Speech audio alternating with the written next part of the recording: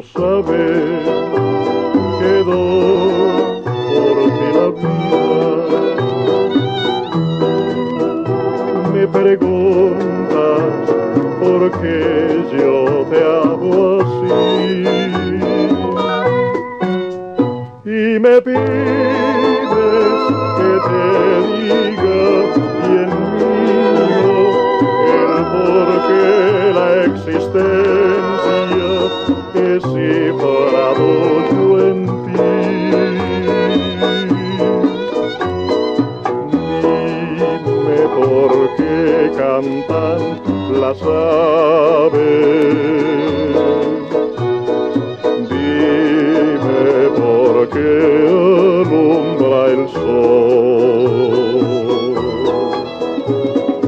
dime por qué aroban las flores y por qué las estrellas tienen luz y fulgor. Dime por qué es tan bello el cielo, dime por qué es eterno Dios. Di lo que sí sabes, todo esto ya supiste bien mío, el por qué te amo yo.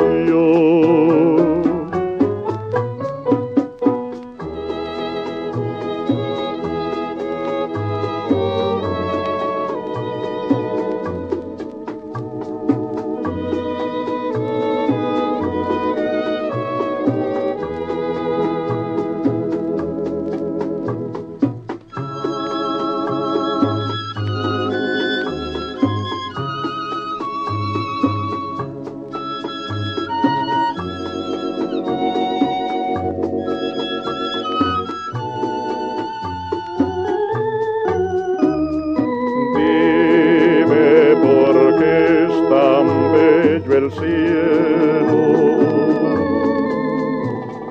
dime por qué es eterno Dios. Di lo que sí sabes, todo eso ya supiste bien mío, el por qué te amo yo. Este es nuestro programa número 22 de la serie de lecturas de la obra cumbre de don Tomás Carrasquilla, La Marquesa de Yolombó. Ya finalizando la obra, vamos a leer primero este breve prólogo escrito por el maestro don Ramón de Zuviría para esta edición del Círculo de Lectores del año 1984. Por largos años prevaleció en la crítica colombiana un ingenioso planteamiento consistente en sostener que Colombia era tierra de novelas, pero no de novelistas. Se aseveraba que, aun cuando Colombia había tenido ciertamente y desde muy temprano una vasta producción de novelas, su mayoría quedaba sin validez por carecer de autenticidad, por haber sido escritas casi siempre en seguimiento de modelos extranjeros y de espaldas al entorno social colombiano. Se puntualizaba igualmente que la estructura, el desarrollo, la composición de estas obras eran tan frágiles que, aun sin aplicar demasiado rigor crítico, resultaba prácticamente imposible el poder considerarlas como verdaderas novelas. Debemos declarar que tal teoría, ingeniosa, como dijimos, en todo caso, muy poco se compadecía con la verdad.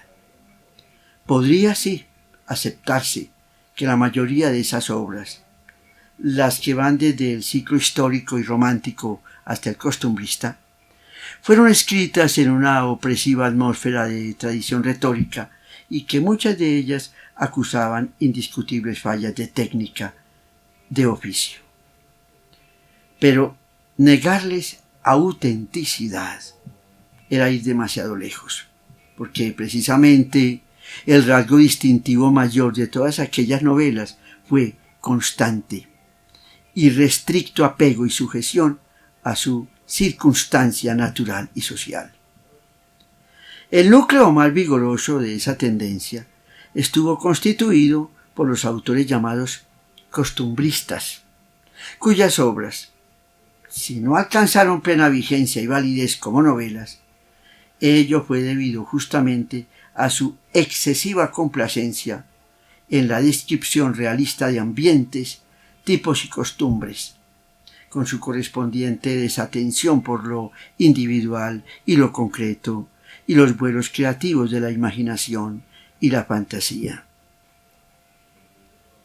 Emparentado con aquella progenie, pero exento de todas sus fallas y limitaciones, a mediados del siglo, en 1858, hace su aparición en Santo Domingo, una aldea en el departamento colombiano de Antioquia, Tomás Carrasquilla, una de las más recias personalidades de la narrativa colombiana, hoy situado ya entre sus clásicos predilectos.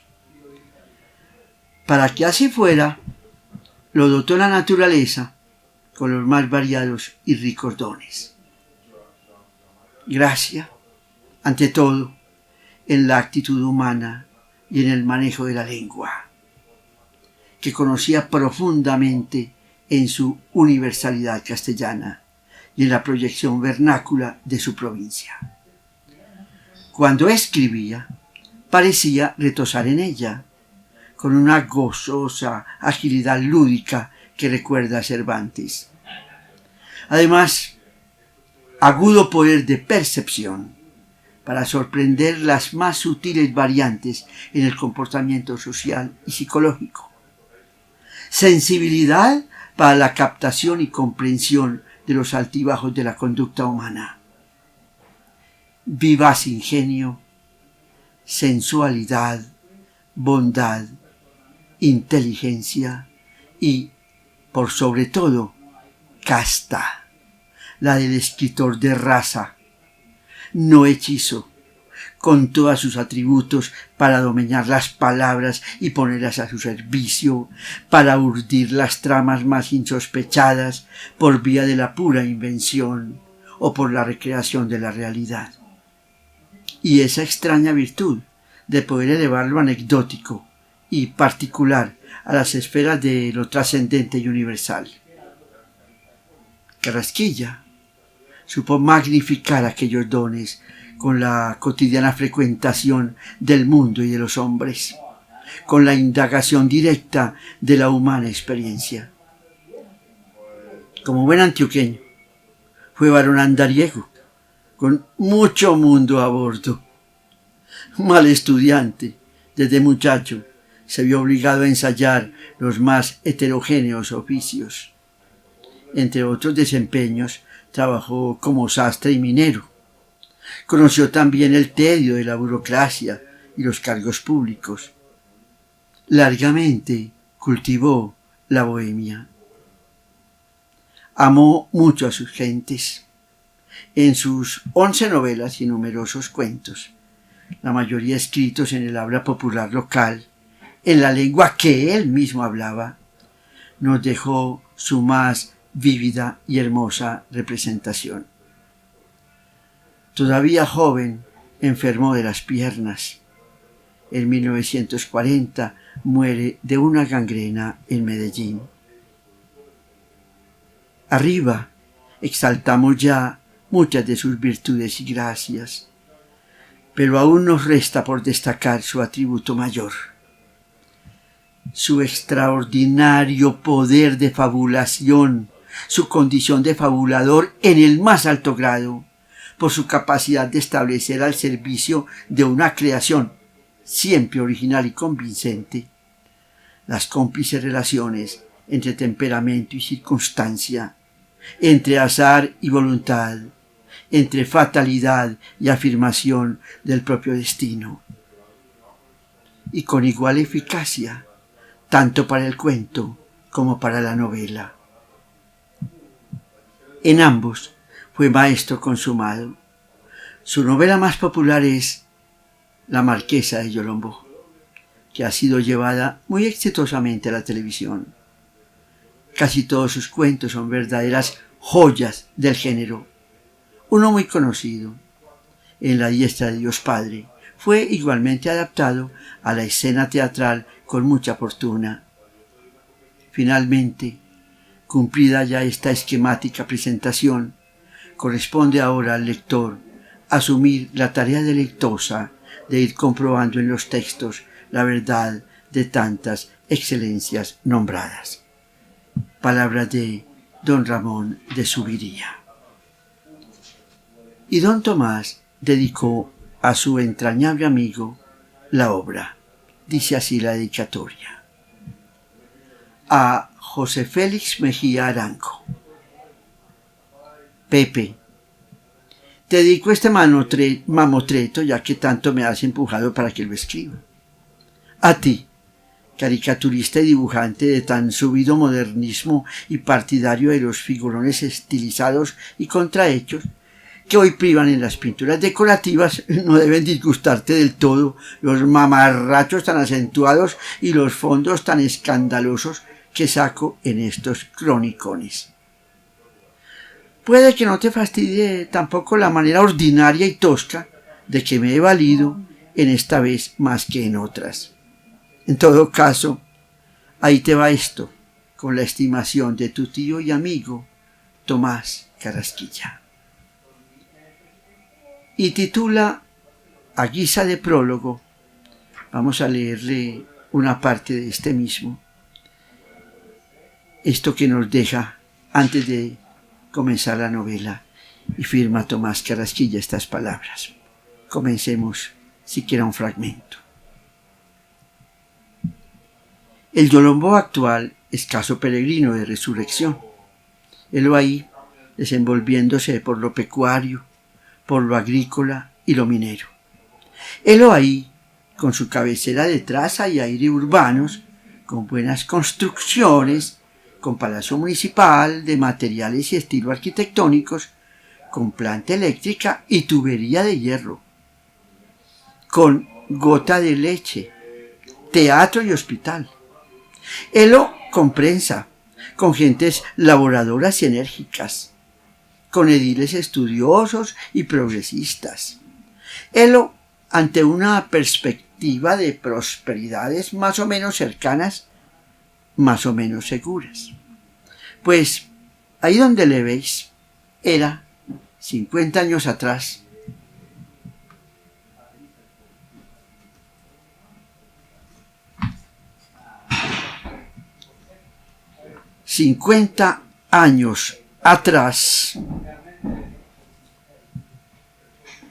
una región medio desierta.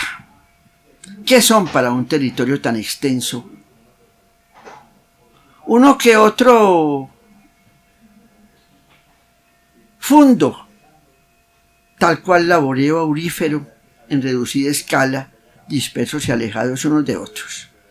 Lo que era la población daba grima, 2 o 3 casas desvencijadas y roñosas, 2 o 3 sostenidas con puntales, ruinas y asientos cubiertos de rastrojo y habitados por murciélagos, barracas improvisadas con escombros y hojarasca. En un tinglado de cuyo techo colgaban 2 campanas, se decía la misa. Si había cura, pues este llegó a faltar en ocasiones. Los restos de altares, las imágenes, los ornamentos y demás enseres rituales se guardaban por ahí en cualquier parte, lo mismo que una custodia de diseño ingenuo y bronca hechura, pero de oro macizo y cerco de esmeraldas. Con decir que Yolombó era, en ese entonces, fracción insignificante de un municipio de 5º orden, están dichos su inopia y acabamiento por aquel tiempo. Tamaña desolación tenía detalles dolorosos, al parque pintorescos.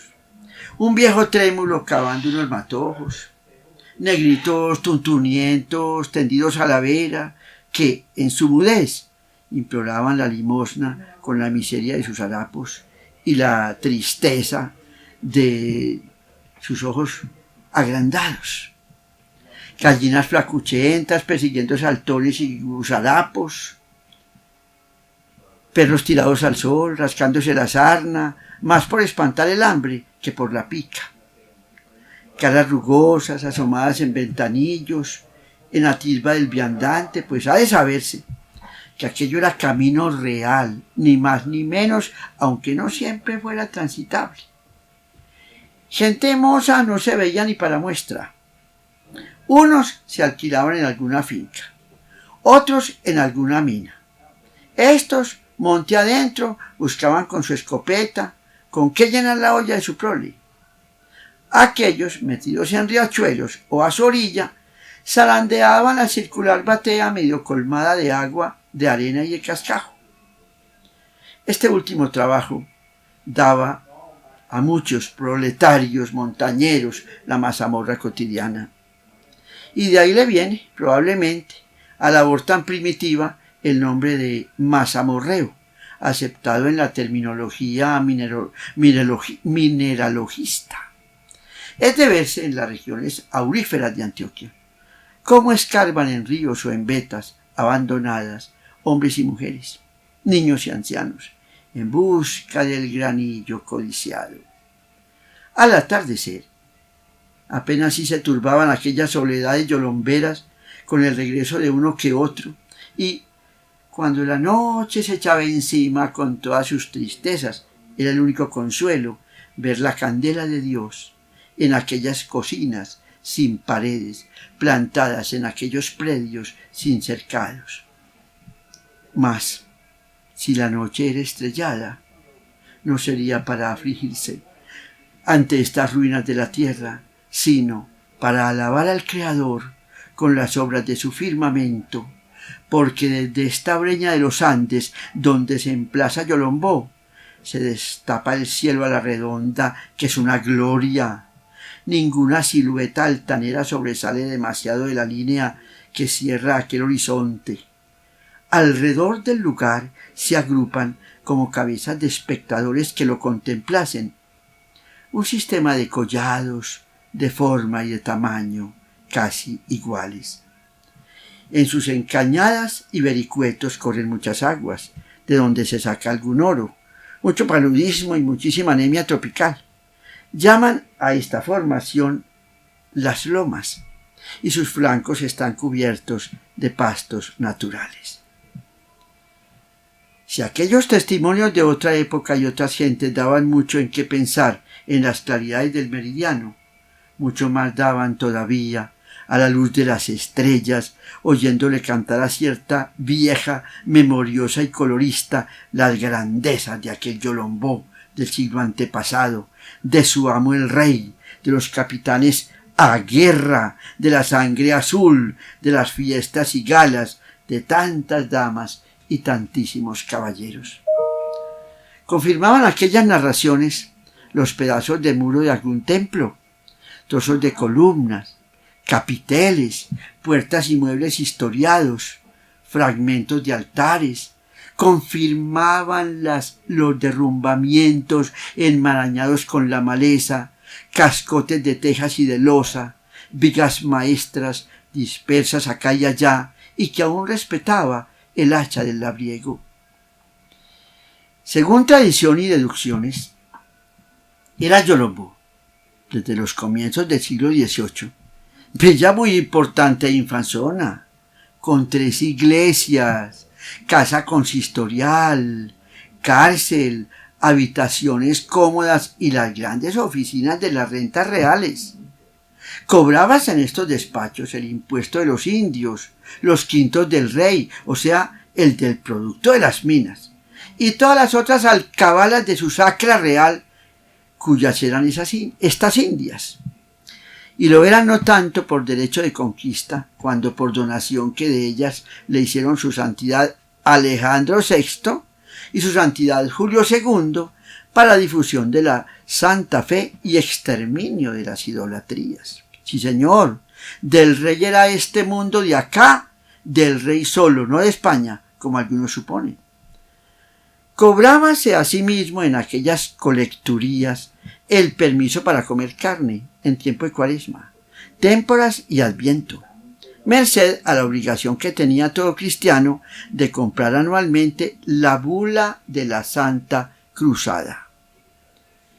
Y guay del que se mostrase remiso a la tal compra, cepo y azotes era lo menos que le sobrevenía. El producto de esta dispensa iba a las arcas particulares de su majestad, pues en virtud del patronato que le concedió la Santa Sede, tenía en España y sus colonias gajes, intervenciones y mandos en muchas cosas eclesiásticas.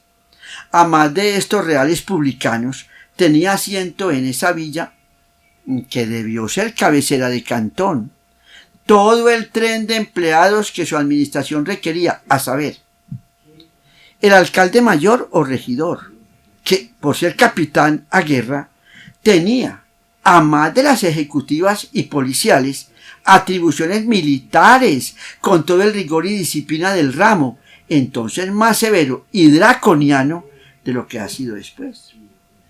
Aquel era un poder dictatorial de hecho, y los mandones coloniales de todo tiempo y lugar se han pintado solos para el caso, fuera de que los españoles nunca fueron mansos pastores con el rebaño de estas sus Américas.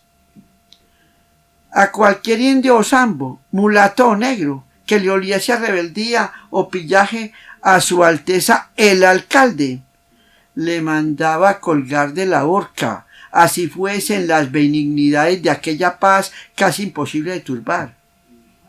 En Yolombó que hubo, según relatos, varios ahorcados por hurtos de oro, en vetas y aluviones. Horrible era este delito que menoscababa las rentas del rey. Había también el escribano letrado, que anotaba y redactaba los magnos autos que interpretaba la enredada jurisprudencia española de aquel tiempo, a más de las leyes que su majestad y el Consejo de Indias fueron expidiendo para estas colonias. Había 2 jueces de toga u oidores, uno para lo criminal y otro para lo civil, de cuyas sentencias podía apelarse ante el virrey o ante el rey mismo, unidos a los 2 dignatarios anteriores. Formaban audiencia, que solo se reunía en los casos graves y delicados. Sus decisiones estaban sometidas a la Audiencia General de Santa Fe.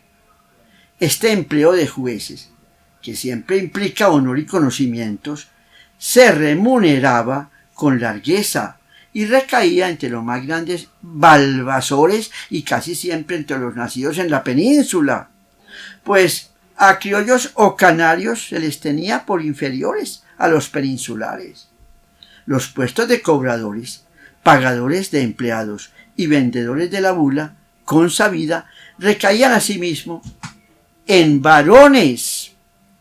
En varones, Ave María, recaían asimismo en varones de alta prosapia, de reputación y hombría de bien esclarecidas, lo cual no impedía que metiesen la uña en el real erario. Apoyábanlos, más que a los otros magistrados, una taifa de alguaciles, corchetes y paniaguados, más o menos onerosos, a fin de que ningún indio ladino o criolletas ventajoso fuera a hacer trampa en lo que debían al rey. Hasta aquí la mitad del prólogo de don Tomás Carrasquilla, que es imprescindible de leer, ojalá después de la obra, porque así uno se entera de mucho de lo que va a pasar. Estamos aquí en el penúltimo capítulo de lectura y vamos a volver a comenzar el capítulo 26. El capítulo 26 viene después de la tristeza, después de la tristeza de el engaño, ya lo supimos, ya estamos con la marquesa de nuevo, enajenada en el dolor, porque vino a entenderlo, creemos, por allá por el puerto de Nari, que había sido abandonada, vilipendiada, dejada. Todas estas palabras están cortas para la vileza que la marquesa acababa de sufrir, que obviamente la han llevado a la locura. En el capítulo 26 comenzamos.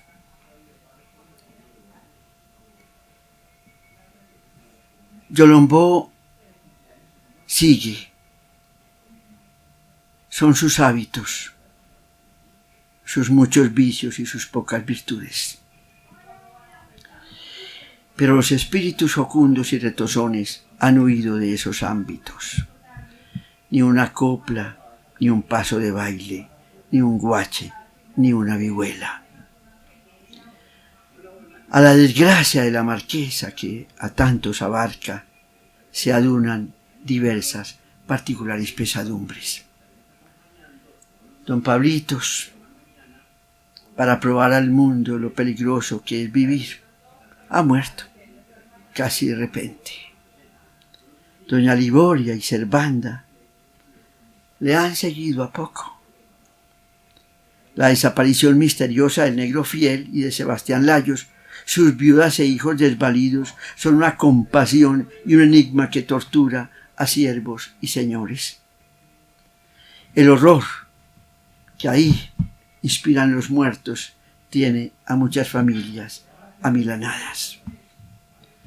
Las fiestas religiosas se han celebrado sin el menor regocijo profano. Al vicario Romerales, tan adaptado ya a su grey, lo han promovido a remedios. En su reemplazo han enviado a un padre Garrido, muy del gusto de don Chepe, pero que mantiene con la conciencia perturbada a los Villaciento, a doña Gregoria, a la niña y hasta al mismo don Vicente. Tal vez ni serán escrúpulos de monja ni escándalos de fariseo. El curita no usa traje talar, juega, bebe y reniega como un desaforado, del garito sale al amanecer todo calamocano a celebrar la misa, y aseguran algunos que no consagra y que hace idolatrar. Por ende, a los contados fieles que asisten a esos sacrificios, tan falsos como abominables. Sale casi a diario a confesiones en los campos, y rara es la vez que no sea por los lados de la Palmichala, en donde tiene cierta amiga casada con un sinvergüenza. Dice ser de la propia ciudad de Pamplona. Es bien parecido, algo joven y muy cortés e insinuante con todos sus feligreses. Pero don Chepe no puede disfrutar de tantos atractivos. Ya no riega onzas, ni procura diversiones, ni se encierra sus frasqueras, ni se gloría en Martín, ni sale de su casa. La ceguera y los 87 años lo tienen claudicado. Su encono consigo mismo por haberse dejado engañar del farsante y haber contribuido con su alucinación a la ruina de la marquesa, no se lo desirritan los 3 retoños ni la pachita. Sus insultos y maldiciones contra el impostor fluyen a borbotones inagotables de esa lengua que la senectud no domeña. Timoteo se las paga, porque ese viejo letrado de tantas aleluyas y tantísima letra menuda estaba obligado por sus mismos pujos de sabio a desconfiar de todo santo. El tal viejo, ya que no supo sospechar a tiempo, se rompe ahora la calavera por ver si descifra los negros enigmas que Pedro da por insolubles. Mas se le entenebrecen con las cartas recibidas de Cartagena. Ni los inspectores del puerto ni nadie ha visto a ninguno de los 5 por quienes se averigua. En la feria a que pudieron concurrir fue tal la muchedumbre de forasteros que era imposible reparar en nadie. Don Timoteo y don Jerónimo no cesan. se juntan todas las noches a forjar hipótesis para deshacerlas por la mañana. Así se juntan. A más de estos rompecabezas locales tienen los muchos que agitan la Europa. Solo al padre Lugo no le cabe la menor duda. Todo es obra diabólica. Ese tal don Fernando y Orellana, el diablo en persona. Un par de diablitos de menor cuantía, los 12 decanes.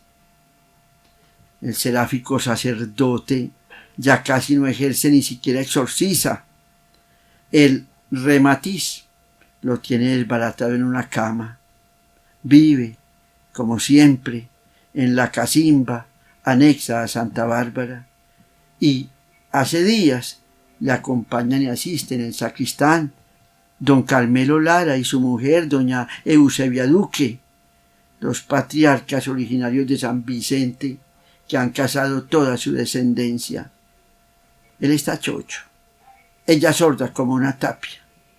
Con el capellán forman una trinidad de benditos, habitadores del limbo. Don Vicente vive con la cara larga y el corazón amargado. Las penas de esos suegros tan queridos, la situación de su cuñada predilecta, unidas a las calaveradas del hijo y a las impertinencias de la mujer, son heridas que viven lastimadas. ¿Acaso por olvidarlas se da la tarea de enseñar la doctrina, ya que no hay sacerdote que lo haga?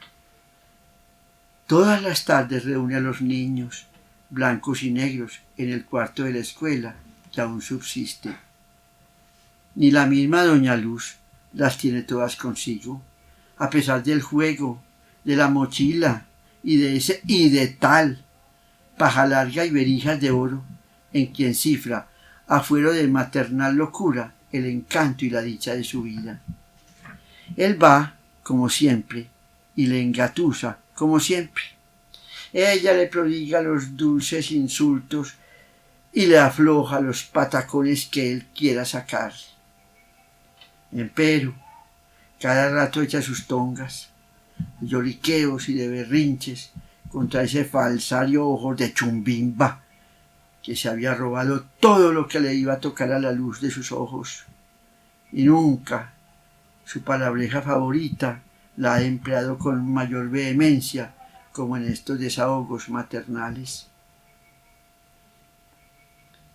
¿Y qué decir de aquellos pobres viejos?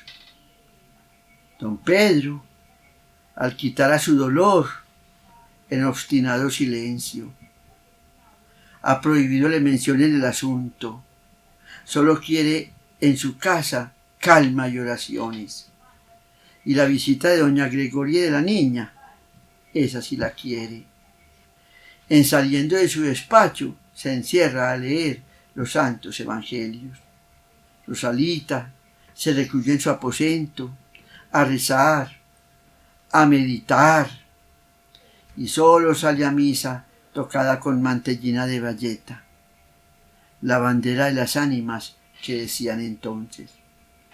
Marido y mujer se preparan a buena muerte, pero se empeñan con Dios y con los santos para que se lleven, antes que a ellos, a esa hija cuya locura dan por incurable. Tan puestos están en ello que, por instigaciones de la vieja devota, tan adicta a la familia, se han hecho terciarios. Cumplen rigurosamente los preceptos de la hermandad, usan el cordón y han encargado 3 hábitos para que los amortajen. La señora los tiene en el cuarto de trebejos colgados de una viga en un talego de seda con alcanfor y palos de tabaco para preservarlos de la polilla. Apoyada la anciana en la sobrina, van las 2 layos a tarde y a mañana a rezar, esos 2 viejos, más necesitados de consuelos que ellas mismas. En aquella su amistad, tan leal como profunda, hasta se olvidan de sus 4 muertos por sentir las tribulaciones de esa familia, por ellas tan querida. Don Pedro pregunta cada instante por su hija, pero no quiere verla, ni le gusta que la vean los mismos de la casa. A los hijos menores, que no pueden sentir como la gente madura, se les manda a las casas de la familia, para que no turben con sus regocijos aquel dolor que sólo admite las jaculatorias y elegías que improvisa doña Gregoria. ¿Con qué cara le pedimos a nuestro Señor que le vuelva la razón a la marquesa? Repite, aunque don Pedro se ofusque en ocasiones. ¿Para qué? ¿Para que sepa las traiciones de ese hombre? No, que se muera asina, como mi Dios la puso, con esa loquera tan linda y tan paciente. Él nos va a hacer este milagro. Asina tan vieja, he de tener el gusto de vestirle el hábito. Allá lo verán. ¿No ven que nuestro Señor la llama cada rato? Pidamos más bien por su majestad y por su triunfo, suplica a veces el viejo, y no mentemos estas cosas. A la marquesa la tienen en el cuarto más internado de la casa, allá junto al huerto, con mucha pulcritud y mucho esmero. Le han colgado en la cabecera de su lecho el retablillo de Santa Bárbara y en el punto más visible el enmarcado título. La asisten y la velan sin dejarla un instante sola. Narcisa y Sacramento. La arrullan y la duermen como a un niño. Como a un niño le dan los alimentos sin que ella haga la menor resistencia. Es un ser inerte, un autómata, no conoce a nadie, no está en este mundo. Su espíritu se ha hundido en los abismos del cerebro para vivir una vida ultrasensible que nadie comprende. Por momentos toma actitud de quien escucha y se lleva la mano a la oreja y hace corneta para oír mejor. ¿Qué le dice aquello tan misterioso? Algo grato debe ser, porque sonríe con esa sonrisa tan triste de ciertos enajenados y exclama: «Sí, sí», con marcado acento de entusiasmo. Por momentos tiene la mirada fija en el vacío, estira el brazo, señala hacia arriba con el índice y articula vehemente: «Allá, allá».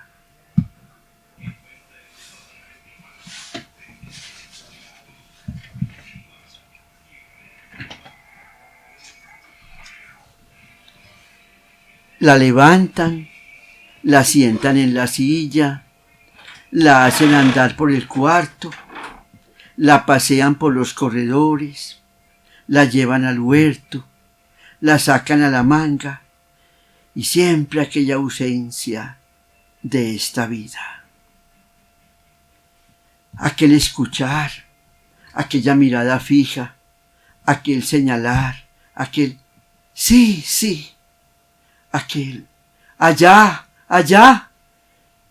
Ninguna otra palabra sale de esos labios, mientras las dos negras lloran de tristeza al contemplarla así.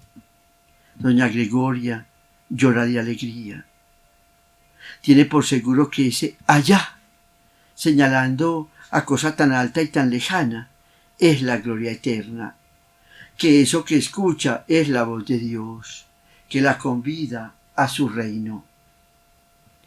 Hasta aquellos viejos tan desolados quieren creerle a esa amiga de las consolaciones.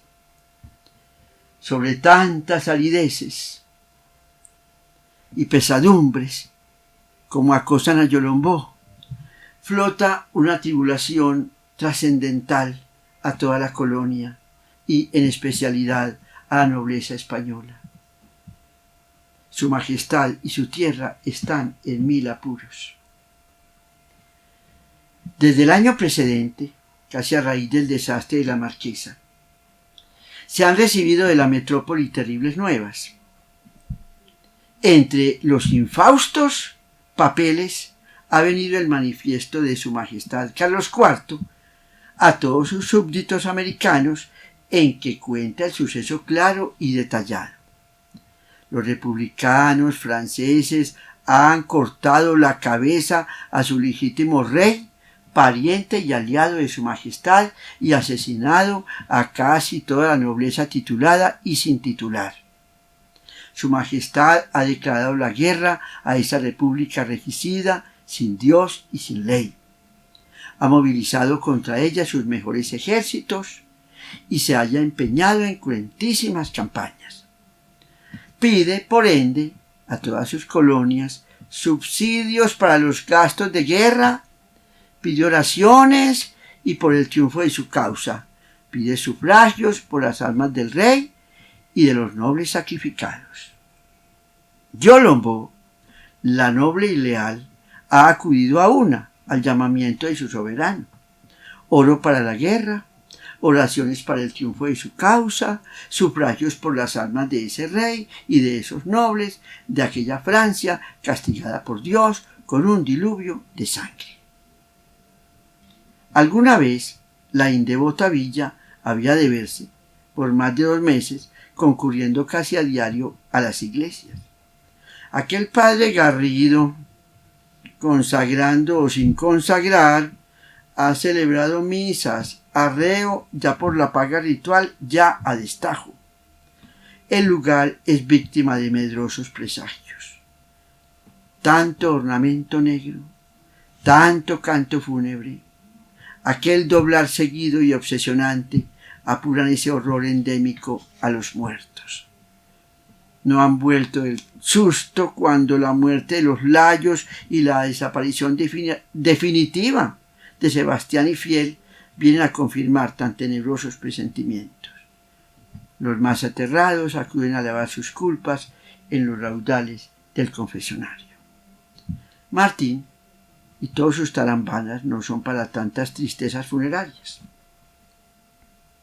Por huir de este pueblo luctuoso y desolado, se andan por ahí, en los campos, ya en cacerías y pescas, ya en guaqueos y cocinanzas, para volver por la noche a sus juegos y aquelarres.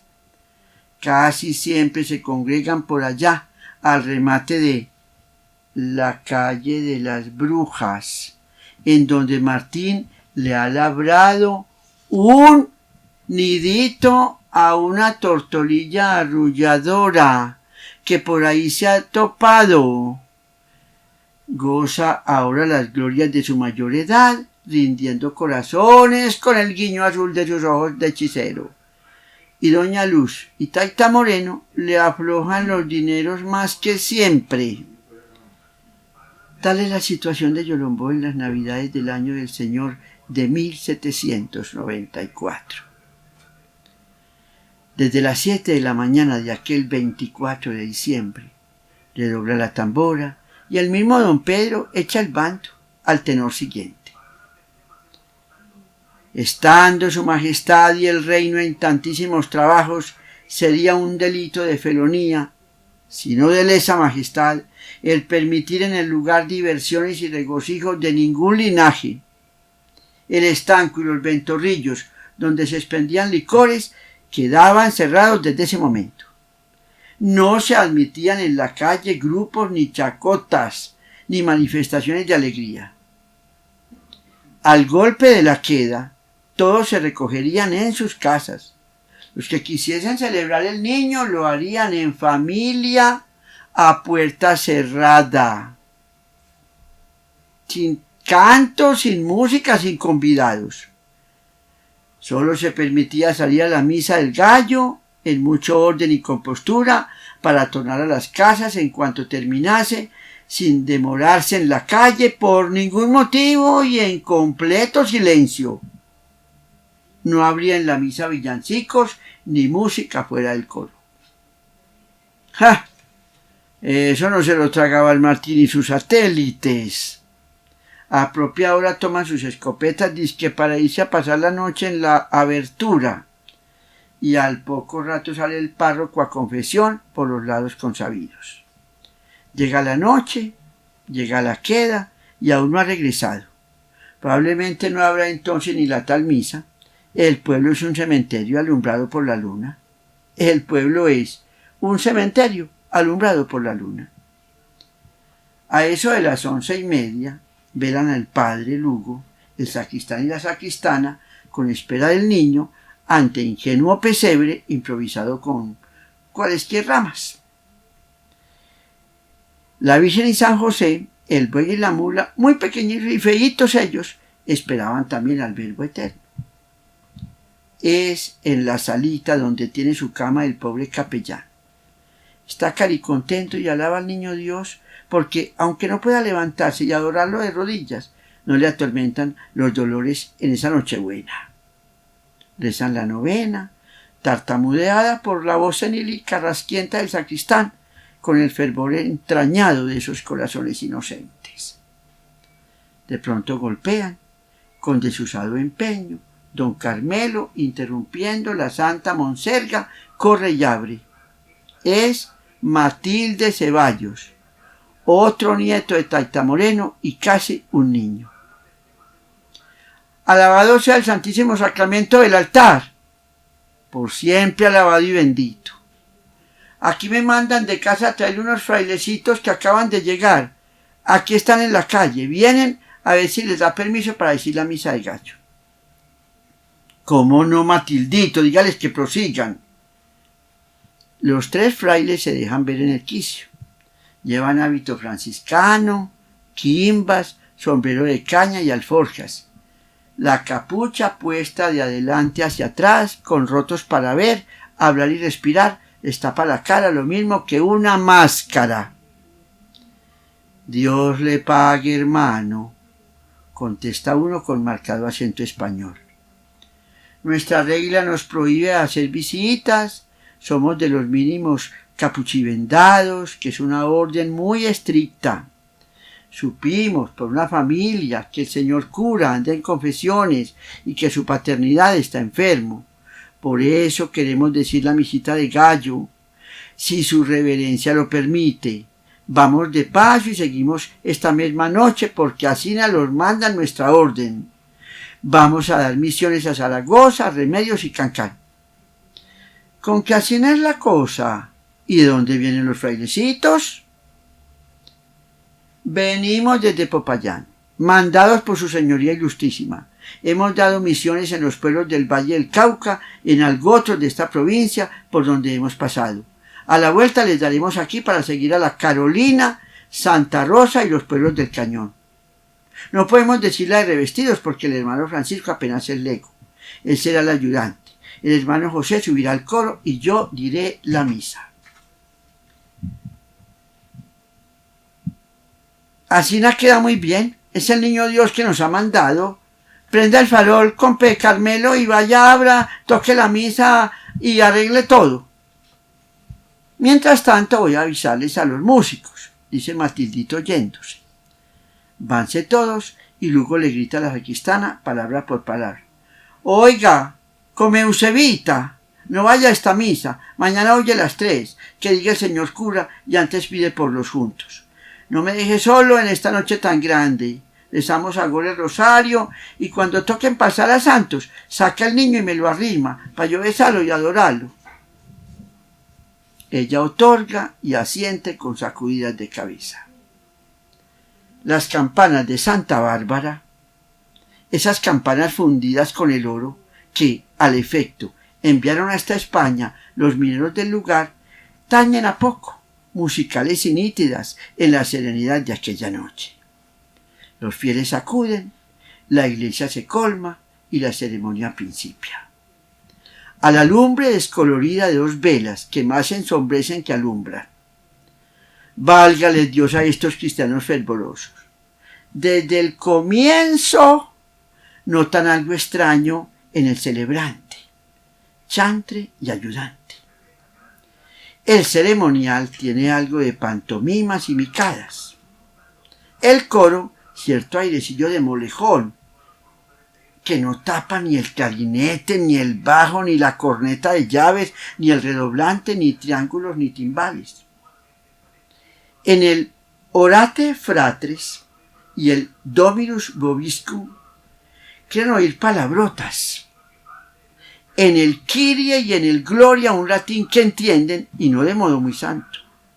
Llega el momento de la prédica, pero no la echa el fraile carinegro, sino que corre varias y primeras amonestaciones.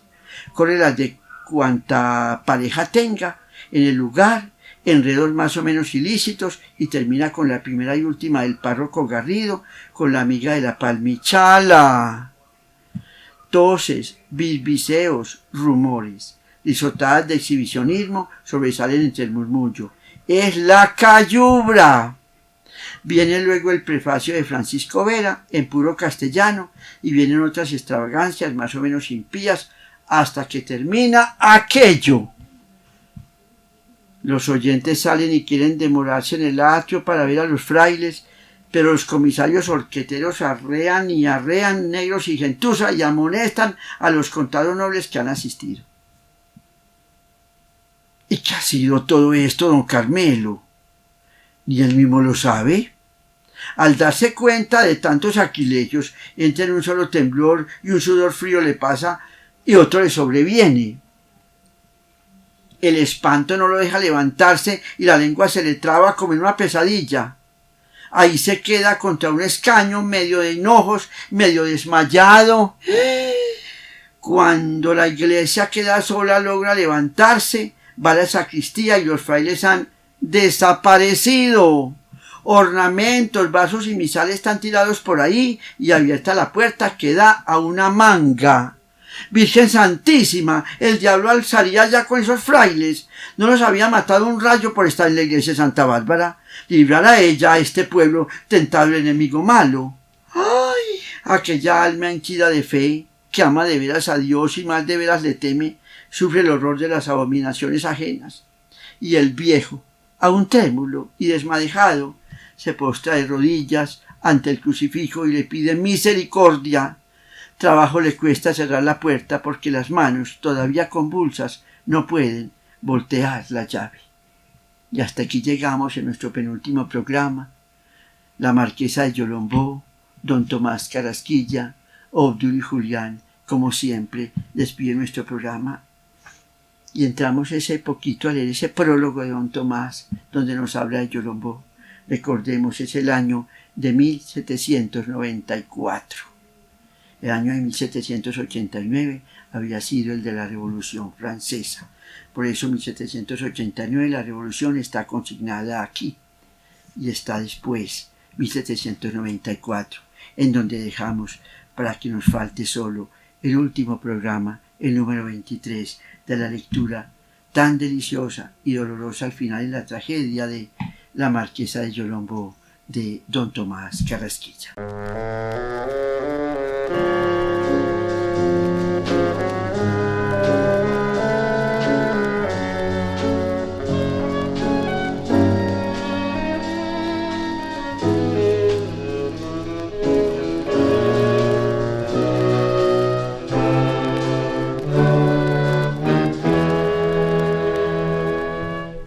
Los romances solamente son ensueños, ilusiones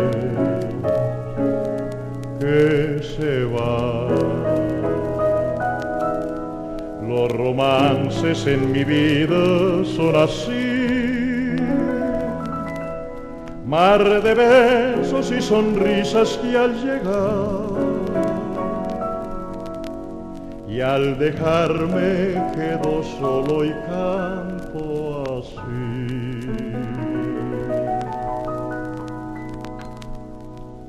Un día soñé,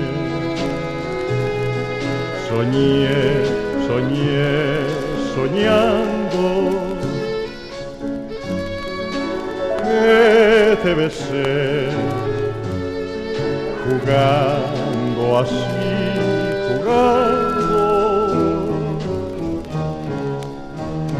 y aquel beso que fue juguete de mis amores, pronto cruel escapó cuando volví de aquel sueño.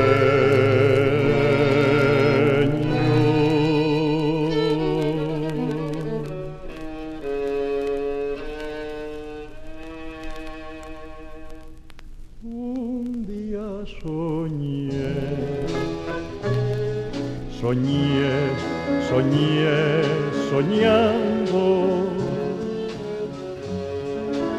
que te besé y en sueños voy llorando.